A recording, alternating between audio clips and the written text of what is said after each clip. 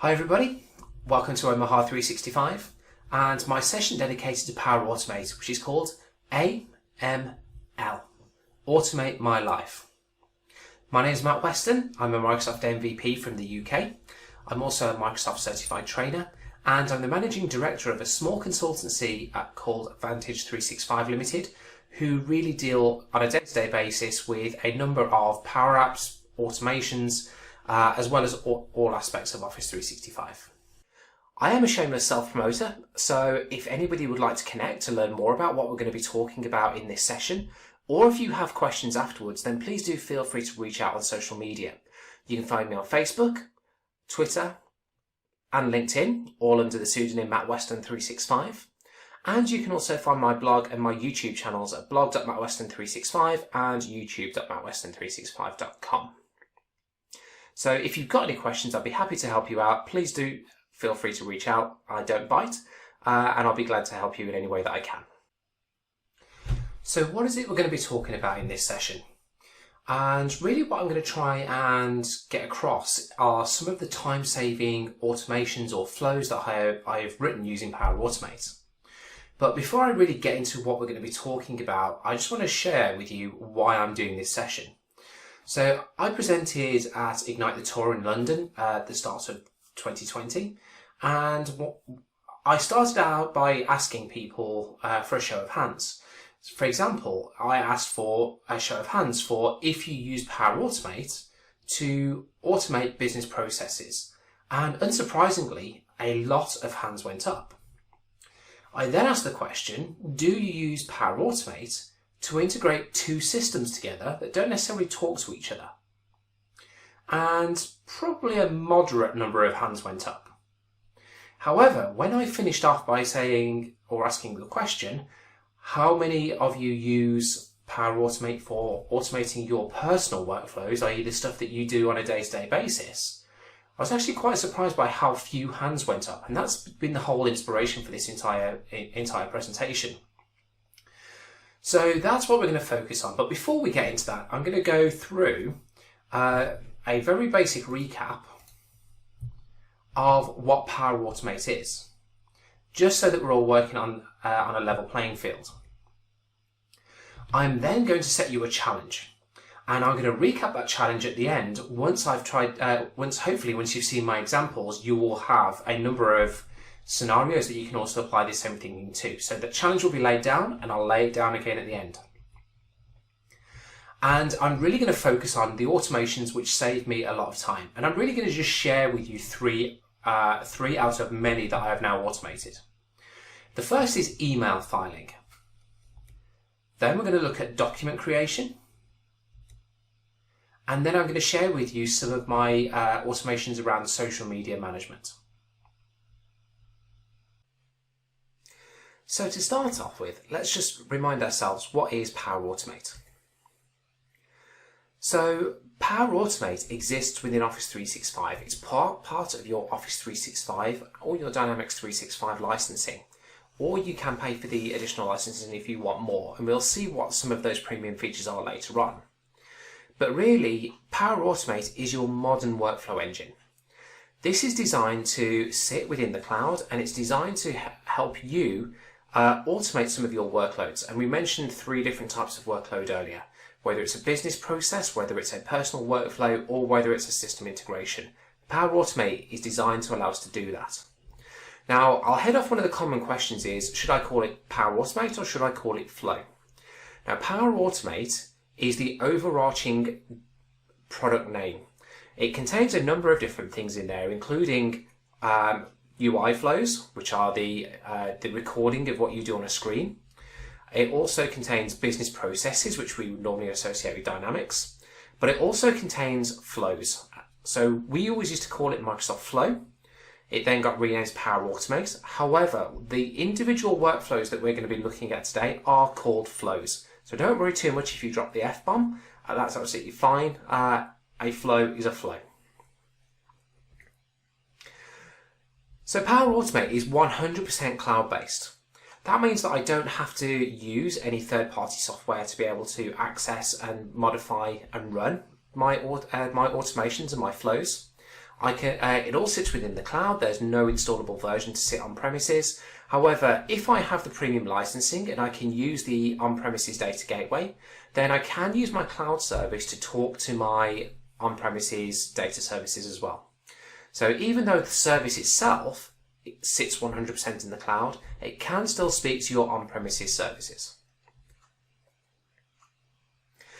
And it's very much based on a graphical user interface. So it's designed to be a WYSIWYG, or what you see is what you get editor, which means that you can actually trace through and look and watch your flows actually running. And it's very, very simple to just follow it all the way through, to see the branching that takes place, to see the concurrent activity that takes place. You can see it all on your screen, and we'll see that a little bit more as we go through. Now that we know what Power Automate is and what flows are, let's look at how we can modify and create them. So very, very quickly as an overview, I can first of all access and edit my flows using the browser.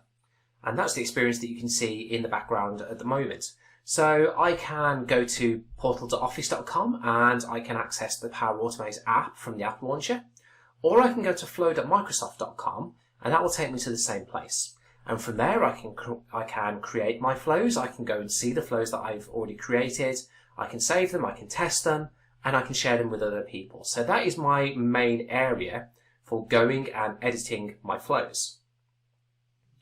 But there are times where I might not necessarily have the ability to sit in front of a PC. I might be out on the road, I might be on the train, but I still need the ability to interact with and modify and create more flows. And so what I can do is I can install the Power Automate app, which is available for both Android and iOS devices, and I can then use that app to either execute flows, to go and create new ones, edit them, bug fix, whatever I need to do. I can have the power of flow in the palm of my hand so that I can still work regardless of where I am. So what I said earlier on is that I am going to set you a challenge. Now that challenge is quite simple. And what I'm going to challenge you to do is, whilst we go through the rest of this presentation, I want you to think of at least one thing that you can do to automate. Now that thing could be something that takes you only a few minutes each day, but it's that few minutes that's a repetitive task that you do every single day that you don't necessarily need to do, but you could offload onto into a flow or into some sort of automation so that you don't physically have to do it. Now everything that we're going to go through this session is dedicated to saving time. So what takes you some time? Can I automate it? And then start to think about the savings that you'll actually get back from that, whether that's time for you, whether that's time to do something more productive, and so on. So with that challenge in mind, let's go and have a look at some of the automations which I've done that have saved me a lot of time. So the first scenario that we're going to go through is how I use Power Automate to save me time by taking care of my email filing for me. So that's taking the emails and basically storing them in the folders within my inbox where I need them, just in case I need to go and find them again. So helping to keep my inbox tidy. Now, if you attended the Microsoft Teams warm-up day, you probably attended my session where I basically spent the best part of an hour ranting about how I'm a sworn enemy of email. And that's still true even now, even though I have this automation dedicated to email. But I still have a lot of clients that need to email me, and email is still the prevalent method of communication. So I like to try and keep my inbox as clear as possible. This is also quite a good automation if you like to use your inbox as a to-do list, and then when you've done something you can clear it out. So that's effectively what I'm trying to do here. I'm trying to maintain that, keeping a nice clean inbox, but without me having to physically do it myself. Now I could go and use Outlook rules for this, but Outlook rules, they take quite a few clicks for me to be able to do, and I end up not doing it because it just takes me too long to go and create those rules. Call me lazy, but I like to think that the way that I'm doing it now is slightly more efficient.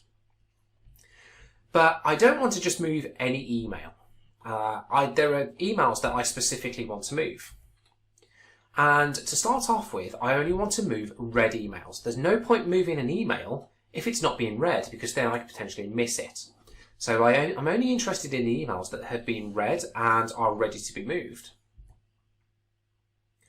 I'm then going to look at a very, very simple mapping that I've created. So based on a very simple criteria, I know where my email is going to go, and so that's going to automatically disappear for me. And then based on the other two being true, so based on the email being read and a rule being found to say that it needs to be sent somewhere, then it's going to move my email. So let's go and have a look at how all that actually works in terms of our automations.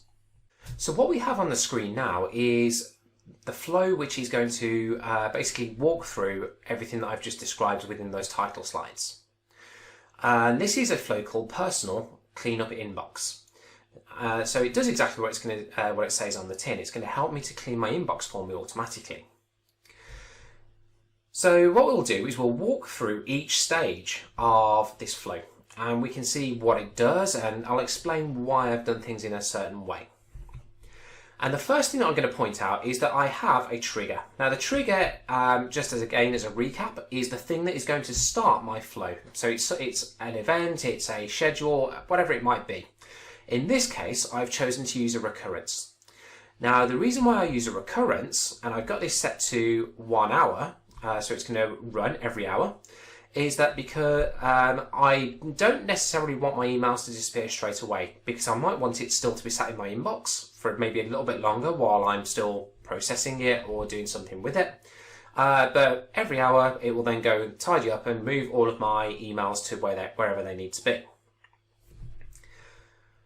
But you could actually change this to different settings as well if you wanted it done maybe once a day. You could have it set just to run at the end of the day, and then it can go through and again process all of your emails on a daily basis. That's entirely up to you. Next, what I've got an Excel action. So an action is a piece of logic. It's something that I'm going to do. That builds up the rest of my flow. And the first thing that I'm going to do is I'm going to go and get some rows that are present in a table in Excel. Why have I chosen Excel? Because I can give this to any user and they can go and put some information into an Excel spreadsheet. So it's very, very portable in terms of just being able to give it to anybody who may not necessarily be the most computer literate, but they can still use this process. I could have done this as a SharePoint list, yeah, absolutely, but then that relies on that person knowing how to use SharePoint. So I'm using Excel, which is the lowest common denominator for what most people would use, and it's a very simple way of being able to store that information.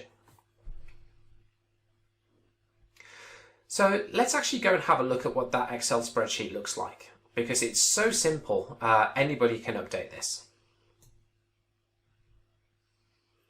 So I have a Excel spreadsheet which sits in my OneDrive.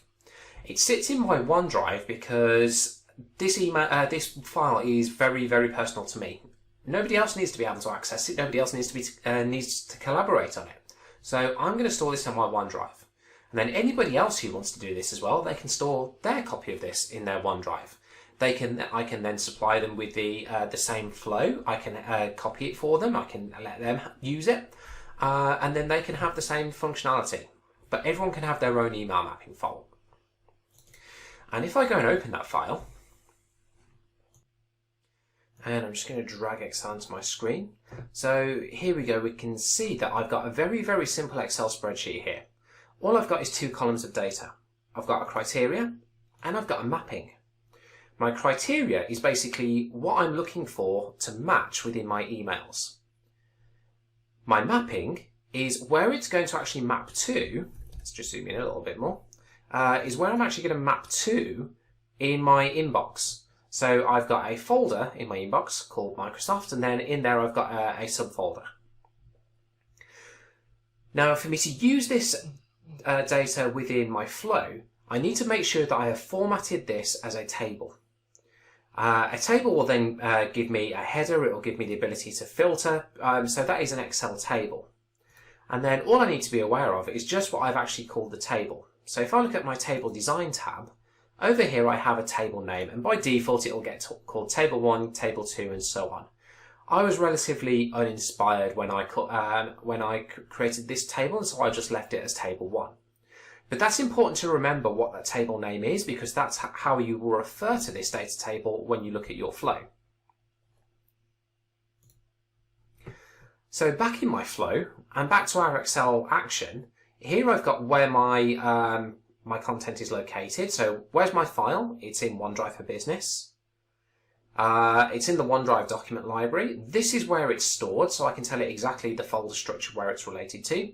And that's where I can specify what the table is.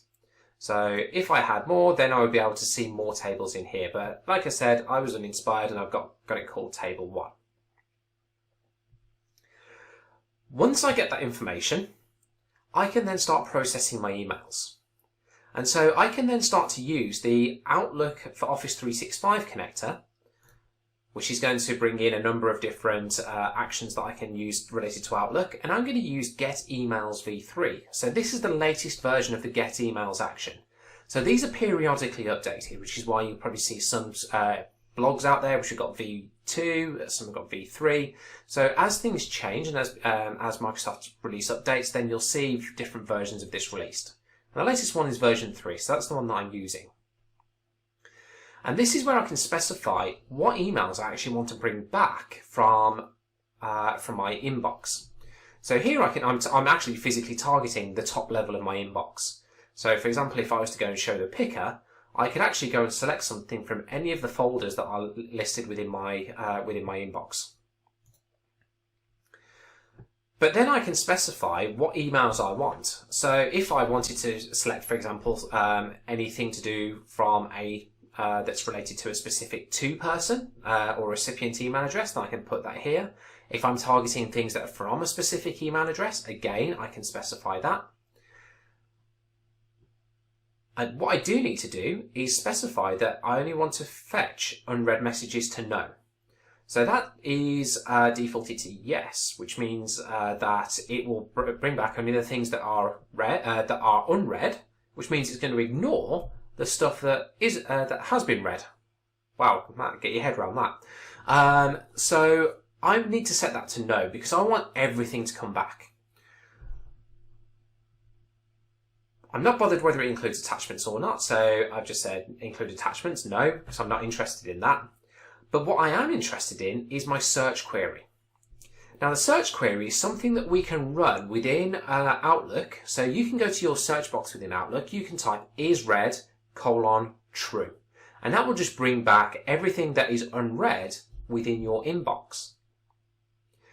And I can use that same search query that I would use in Exchange or in Outlook. I can use that right here in Flow.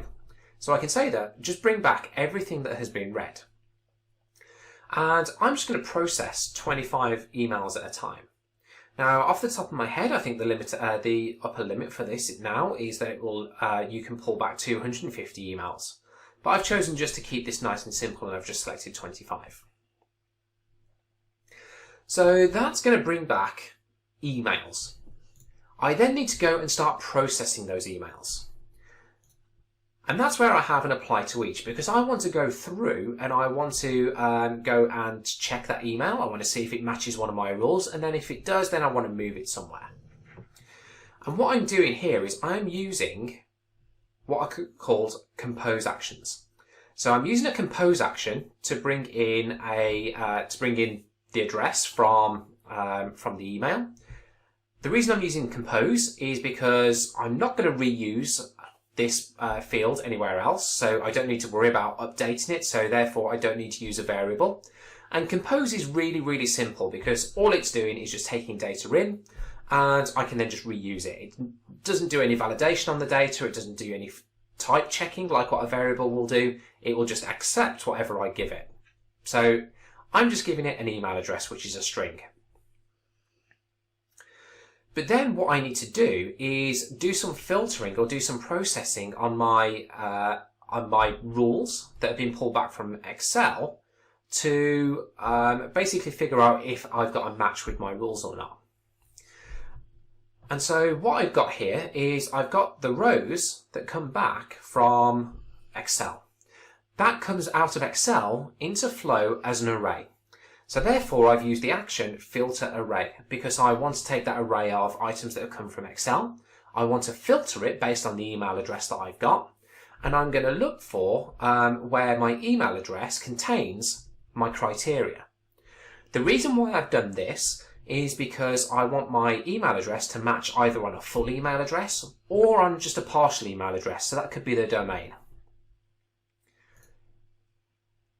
If I get a match, so if I get a length of the filter coming back at a greater than 0, so I've actually found something in the rules that matches, then what I want to do is get the mapping from my Excel spreadsheet, and I will just show you this expression, because this is what I do to avoid having lots and lots of loops taking place.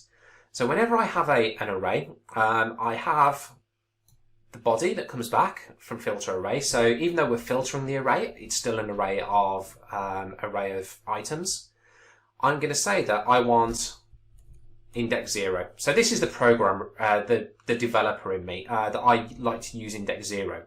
You could use the function or the expression first, and then that will allow you then to just select the first item here. And all I want is the mapping. Now the mapping is the column that contains the folder mapping from my Excel spreadsheet. From there, once I've got my folder mapping, all I need to do then is call the move email action from the Outlook for Office 365 connector. And what it's asking me to provide there is the message ID. And the message ID, if I just click into there for a moment, is provided to me by the get emails v3 action which we saw earlier on. So this is using dynamic content now to come through, and I can then select what I want to provide into that message ID. And if I just type into here message, then I can see here I've got a message ID. So this is the unique ID that's given to the email, which means that I can target that specific email in my inbox, and then I can move it to the relevant folder. Now the folders in my structure start with inbox, because that's where they all are, and then I've got subfolders of my inbox which then go to the mapping that I've got from my Excel spreadsheet. So all of that combined is going to take something in my inbox, it's going to push it through Flow, and then it's going to move it to the relevant folder. So let's go and try that.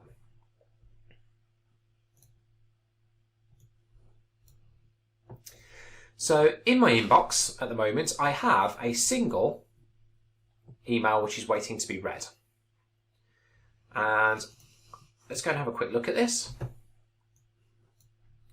So the email comes from O365mc@microsoft.com. So I'm going to go and grab that email address, because at the moment I don't have a rule to say where this is going to go.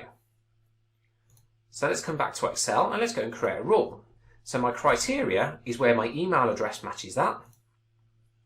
And I'm going to say that my mapping is this cleanup demo folder right here. So let's go and just copy that. And so it's going to move it to there. Remember, I've already got inbox part of the actual action itself, so I don't need to worry about putting that in the mapping. So I'm just going to bring in my cleanup demo. So let's close that.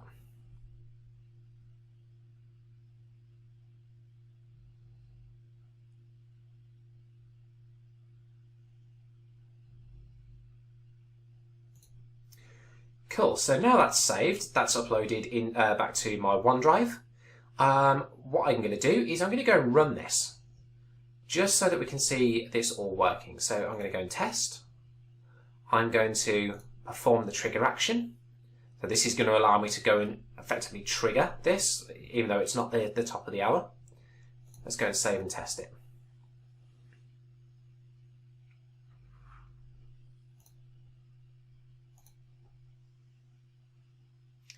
Okay, so what's happening now is it's going through and it's processing my emails. Okay, so it's succeeded. So let's go and have a look at what's happened.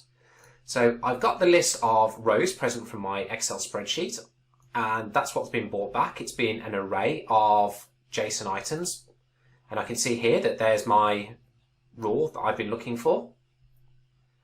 I've got the emails from my inbox. And again, I've just got the one in there at the moment. So that, again, that's all the JSON that comes back. I've then gone into my loop. Fortunately, there's only one item in here at the moment. It's going to look at the from address. So it's picked up the from address from the email. It's used that email to go and filter the outputs or filter my Excel spreadsheet for a rule. And it's found this rule. It's filtered down just to this one, which is my mapping of cleanup demo. So if I look at my condition, because I've got more than 0 rules back, it's to come down my positive route, so it's come down my yes route. If it didn't find a mapping, it would go down the no route and would just leave the email where it is. Until the next time it runs, and if I've created a rule, then it will pick it up at that point. So I've got my folder mapping, so that's what's come back from my Excel spreadsheet. And then it's triggered the move. And that's where it's moved it to. So if I now go back to my inbox, I should see that my email or my inbox is now clear. Which it is, it's looking good. And let's go to my cleanup demo folder, and there's my email that's now been correctly filed away. Now, like I said, that could have been not just a full match of the email address. I could have just taken Microsoft.com and moved it to a Microsoft folder. So there's a little bit of flexibility in here as well. So that was a very simple implementation. It's quite a simple scenario to get your head into, just to really give you a flavour for some of the things that we're going to be talking about as we go through this. But I think what's interesting to see is that when I try to get a rough estimate of how much time I actually spent doing that activity manually each day, then what I've ended up saving by automating that is that I've actually saved myself 30 minutes per day. That's an incredible amount of time that I spent just looking at emails, trying to drag it to to the relevant folder in my structure, and so I've got a 2.5 hour saving across the week, which I can spend doing something else. So that's quite a big saving for something that's a very, very simple thing to implement. Our second scenario is going to be based on how we can use flows to automatically generate documents for us. Now, the scenario that I'm going to show you is based on part of the automated process which I use to manage my user group registrations. So the document creation process, very simply, is when a form is submitted. So the whole thing gets kicked off from when someone responds to a Microsoft form. And so the response gets received. Then we're going to do some processing on it, and we're going to create a document based on that. And then what we can do is we can store and send the document. So what I'm going to do in this scenario is I'm going to show you how you can prepare your document to be to receive inputs from Power Automate, how you can then feed information into that document in terms of the template, and how you can then store it with regards to then either sending it out or storing it somewhere else and actually doing something with it. So let's go and have a look. So this is quite a complex workflow. I'm not going to go through all of this. Like I said, I'll do this as a future session, which is where I talk about how I run user groups using solely Office 365. But what I've got at the top is I've got when a new response is submitted, which means that I'm listening, my flow is listening for when someone submits a form from Microsoft Forms. And then what I'm going to do is I'm going to get the response from that form. That action will then basically allow me to use all of the answers to the questions as I go through.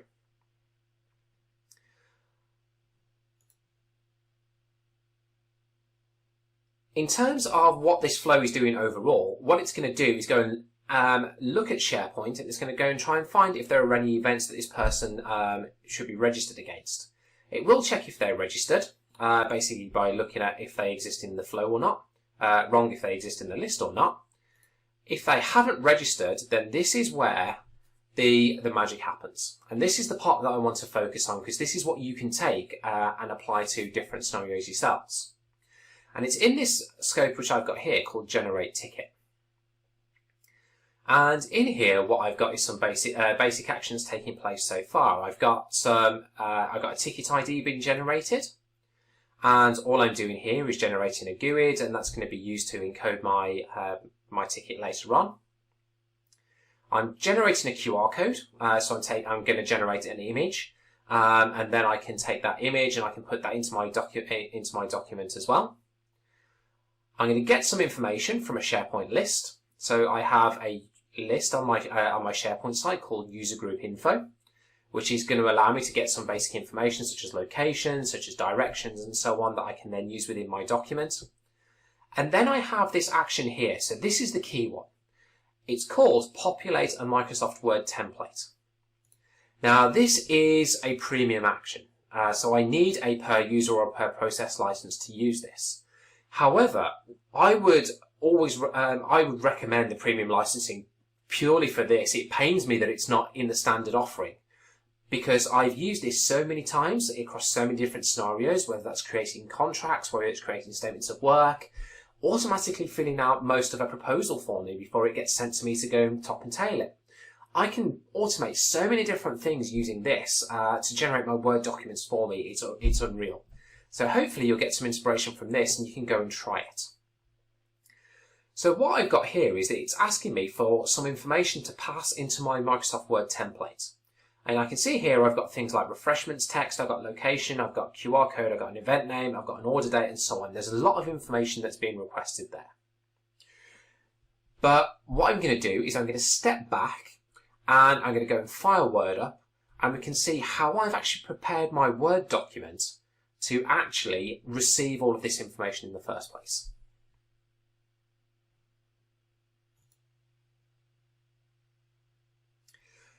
So this is the Word document I'm using as my template. So you can create yourself a very basic Word template, and then we can do some modifications to this in order to make it usable by flow. The first thing that I need to do is I actually need to modify my menu across the top here. So notice that I have a tab up here called Developer. So I first of all need to prepare my Word application itself by adding this onto my menu bar at the top. So to do that, I can right click at the top. I can customize my ribbon, and what we will find in here from the popular commands, I can come and add Developer. So you can see here that this is now on my main tabs. If it's there and it's just unticked, then just put a tick against it and then it will appear across the top for you. So once you've pressed OK, Developer is up here as an option. So I can click on Developer, and what I'm interested in are my controls. So I'm not interested in macros, I'm not going to do anything fancy like that. All I want to do is put some basic things onto my page or onto my Word document that I can then use from Microsoft Flow. Now there are some there are some things to be aware of. Not all of the controls that we see here are supported by the Flow integration. Rich text, as an example, isn't supported. It won't show up if you put rich text in, it won't show up in your Flow action. It will accept plain text. It will accept images, so picture content controls. And it's worthwhile just having a look at some of these to see which ones you want to use. So I generally tend to use plain text, and I tend to use pictures. So that's what I have in my Word template here. So if I hover over various parts of my page, you can see that they actually highlight grey. That indicates that they are a control. So for example, here I've got thank you text, and that's the name of it. Let's just go and actually put something on the screen here, just so you can see this in action. So if I go and put a plain text control onto the screen, you see it appears. So this is now an editable area that can be seen by Flow, and I can push information into it. If I click on it, and then go to my properties, then I can give it a title. And the title is what is shown when I actually use the populate word action within Flow. So where you saw location details and so on, then that's where I set it. I set it as the title. And if I want to give it a default value,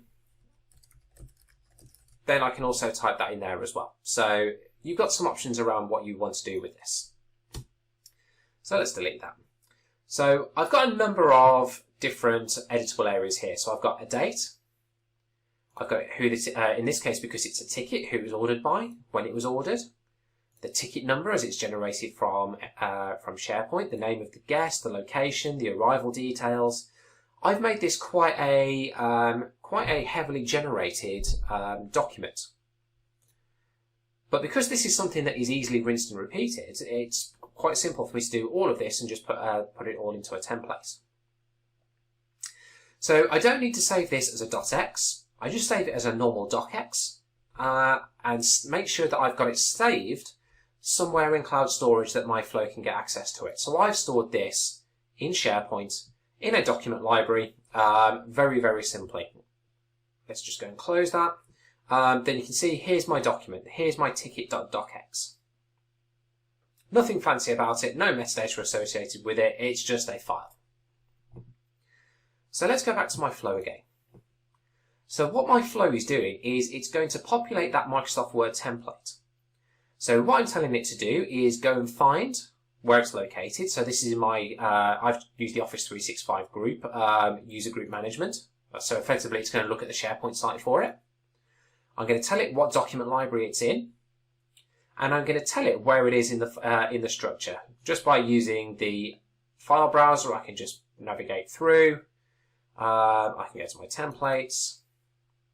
I can go and select my docx, so then I've got my ticket.docx. Now, as a result of selecting that and selecting your file, the action is smart enough to figure out everything else that it needs to request. So all of the things that it can read in terms of the controls that you've just put into your document, it will find and it will and it will allow you to then populate it for you. Now, just like what we saw in the previous Flow, I can then come in and I can start to populate my areas with dynamic content. So that could be whether it's a piece of text, whether it's a number, whatever it might be, whether I'm taking it from SharePoint, whether I'm taking it from email, so I'm going and grabbing it from Excel. I've got the, or even from Dynamics, I've got the options within Flow to go and reach and pull information from all these different places, pull it all together and put it into one single document. So I've got some textual information here. I've got an image which is going in there. So that's just a PNG file that I've picked up from, again, from a SharePoint library. And I'm just supplying it with the file content. I can supply some static text in there as well as implementing my dynamic text. And what that will do is that will create basically a binary file. But at the moment, there's nothing really relevant, nothing useful about that file because it exists within memory. It's not physically being created anywhere. So if I'm using that populate a Microsoft Word template action, I need to follow it up with the create file action.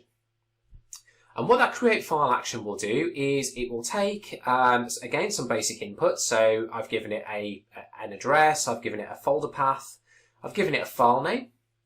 Now, even though I know that I'm creating a docx from here, when I'm using my file name, I need to ensure that I put docx on the end of my file name to ensure that it gets correctly represented. But what I've got within the file content area here, so I need to supply some file content to create this file. I actually get some dynamic content from the populate a Microsoft Word template that I can then use in this file content field here. So that's going to then create that file as a document, as a docx in SharePoint for me, so I can then choose to do something else with it. And all I'm doing with it after that is I'm converting it to a PDF, again using that using the Word Online Premium connector, And then what I'm going to do is I'm going to send that email, I'm going to send that as an attachment on an email. So that's how I'm using that file that I've created from a Word template. I've filled it with some information from a number of different data sources, and then I'm going to do something with it. So let's actually go and have a look at that again in action. So I'm just going to go and test this. Let's go and perform the trigger action. So I've just very quickly filled out my form. I'm just going to go and submit that. So now that's submitted, let's go back and look at my flow, which should be running. Okay, so that's chugging through. I'm not interested with on those initial pieces. What I'm interested in is what's going to happen as we go through. So I'm going to go and find my sessions. I've checked if my user is registered, so it's come down this route, so that's where I want it to be, and it's this area here where we're focusing. So I've generated my QR code, and I've created that. I've then come down to my populate a Microsoft Word template. And if we go down, then I can see I've got some inputs here. So I can see that I'm filling in my order date, I'm filling in my location, I'm filling in my documents, or that's the document library, I should say.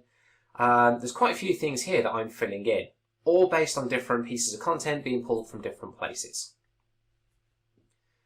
I've then gone and created that file in my document library, and it's created this file right here. So that's then been PDF'd and it's been sent. So I'm going to go and just open up that document as it has been generated. It's been PDF'd and it's been sent to me. So I'm just going to open the PDF version that's been emailed because that's the easiest way for me to show this.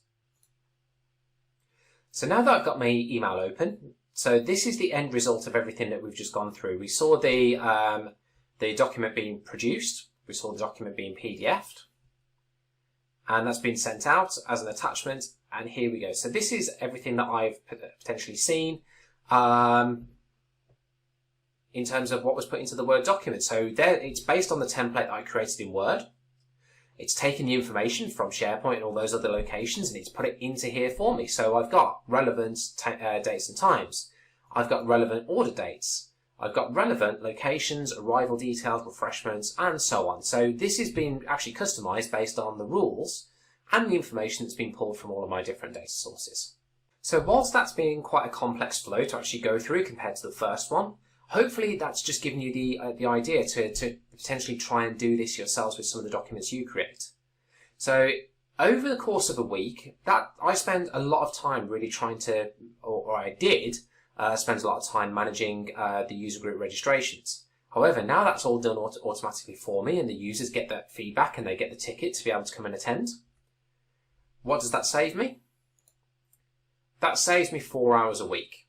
Because it's community, it's usually what I would do in the evening, so that means I can spend more time with my family, more time playing on my Xbox, because I suck. So I need the practice, but it allows me to have more time doing stuff that I want to do rather than doing work stuff. So the final scenario that I'm going to show you is one which is called managing social media. Now, as a small business owner, earlier in the year, I was very much on my own. I was doing every part that you could possibly think of in a small business. I was doing the delivery, I was doing the sales, I was doing the marketing, I was doing the cleaning. Every aspect was done by me.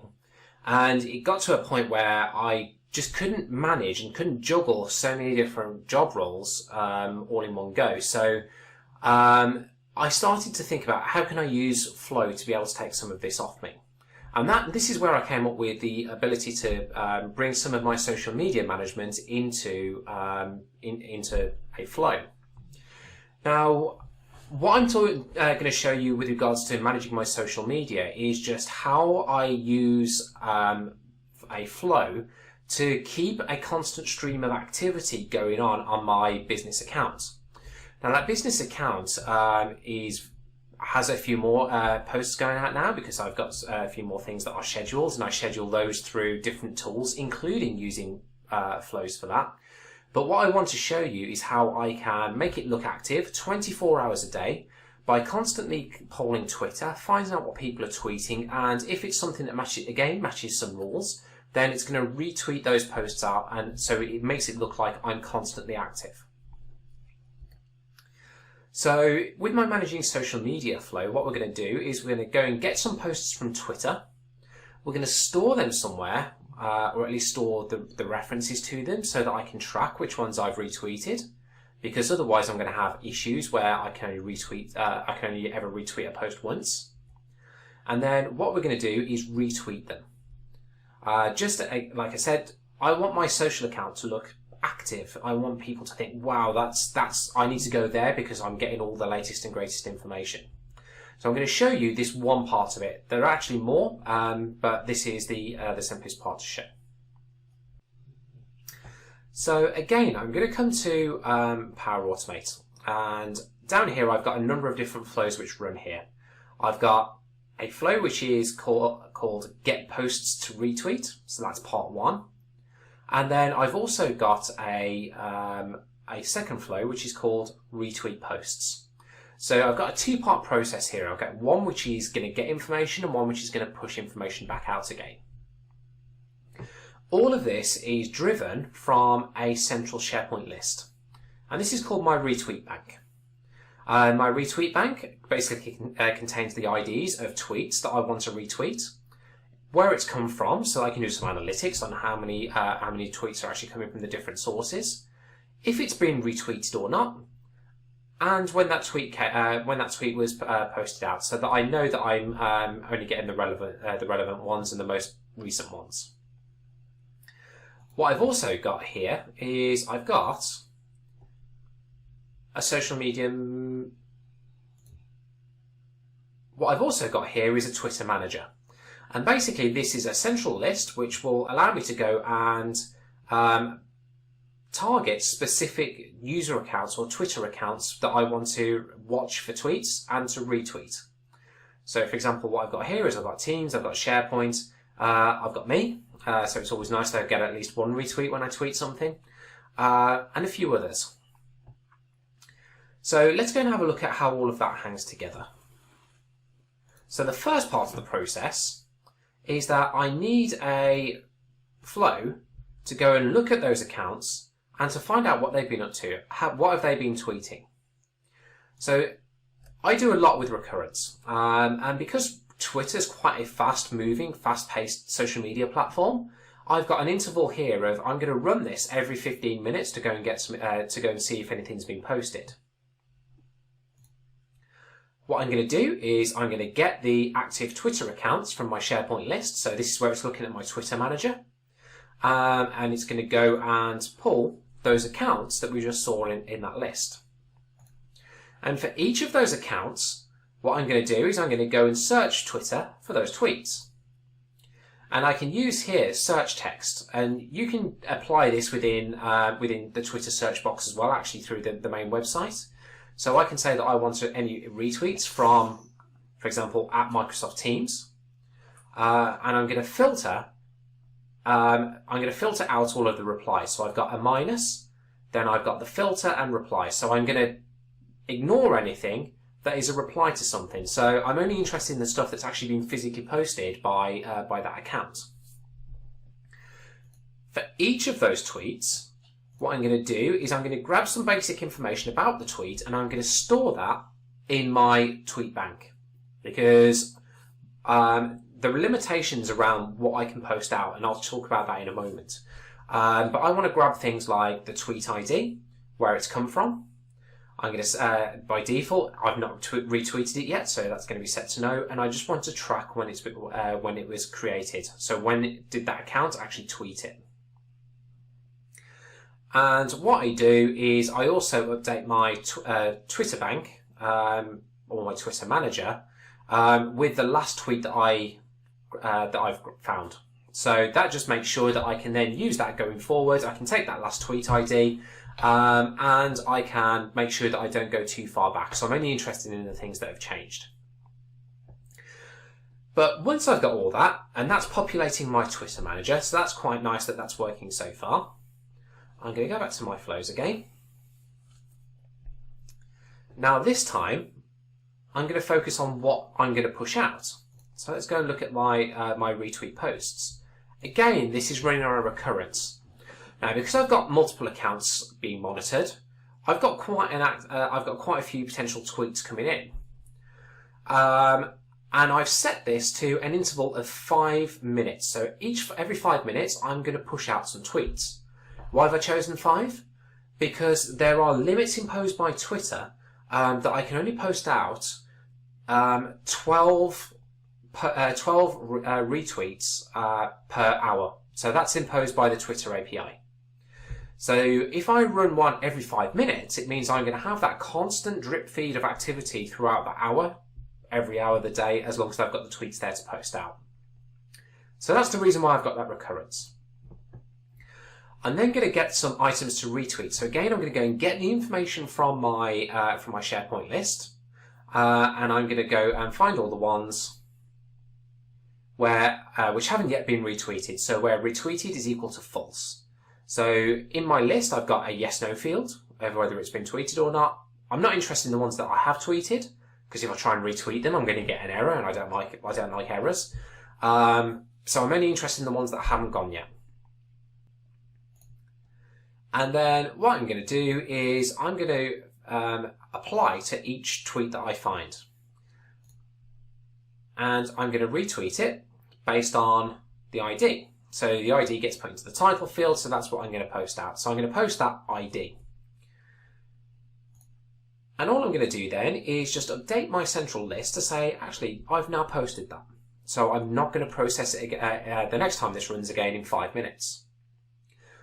So that is, again, it's that's actually quite a simple process compared to certainly the second one that we looked at. But it's one that adds a lot of value to what I do, what the business does. But again, when we look at how much time I actually spent doing that manually, this one is a massive, massive time saver for me to really spend time doing different things. So all that working every single day of the week, and then being able to go back and do something else. Let's have a look at how much time that actually saves me. So this one saves me, I feel like we should have a drum roll here, 3 hours per day. So previously I spent 3 hours looking through all of the key accounts that I wanted to try and retweet and try and stay active with. And then I'd retweet them, and that would take me 3 hours a day, because I'd also be trawling through all of the posts, trying to ignore the ones that are replies, because I don't want to retweet those. I only want the key information. So 3 hours a day soon really got eaten up. That's a massive 15 hours a week that I spend just on the marketing aspect of my social media feed and making sure that it's posting relevant, up-to-date content. So that is a huge saving for me that I can then spend doing all the other things that I need to do running a small business. So if you remember right back at the start of the session, I set you a challenge. And that challenge was for you to come up with things that you do on a day-to-day basis that you could automate using Microsoft Power Automate and creating flows that will save you time that you can spend doing something else every single day. Now, the whole idea behind this session is to give you that inspiration and some ideas if you weren't able to think of ones that would help you get started. They have been massive time savers for me. So those same sort of processes, those same sort of thought processes that you are now hopefully having will also help you, with a little bit of investment obviously in creating the flow, will help you to save time that you can then spend doing more of what is relevant to you. So we've covered quite a few things throughout this session, and some things are not as complex, some things are more complex. But don't feel like if you're trying to do this that you have to try and do it all yourself. You can reach out into the community and try and find some help as well. So if you do need to reach out to me, again, I've just put my contact details up, so please do feel free to reach out and I'll be happy to give you some guidance. But there are also some other key resources available out there that are worth pointing out that you can take advantage of, and they're absolutely free of charge. So the first is the Power Automate community. So this is a community which is run by Microsoft, but it's staffed by some Microsoft engineers, but it's also very much run by the community themselves. So you have people on there who are power users or super users. They're called Flownauts. So you'll see the likes of myself on there, as well as a number of other MVPs and other community members as well, all helping each other out. If you want to find out more about what's going on within the Flow product itself, then you can subscribe to the Flow Pro Show, which is hosted by Sandy Usia and Daniel Laskowitz, both MVPs in Power Automate and Power Apps. And you can also reach out onto YouTube and find some of the big players in the Power Automate community. So, for example, John Lovec, a lot of really good videos up there to really help you get through some of those problems and to get started and maybe find some of the answers that you're looking for. You can also check out Daniel Christian, April Dunham, again Daniel Laskowitz. There's a number of people out there that post some really good content that you can take advantage of absolutely free of charge. So, final thing is really to thank you for attending my session. I hope this has been really useful. Thank you to the organisers of Omaha365 because this has been it's amazing that I can present to you from the UK, and hopefully in the future I'll be able to come out and see you in person. Also, thank you to the sponsors of the event, because without them, none of this really happens. So, big thank you to them as well. But once again, thank you. I hope it's been useful, and I'll see you again soon.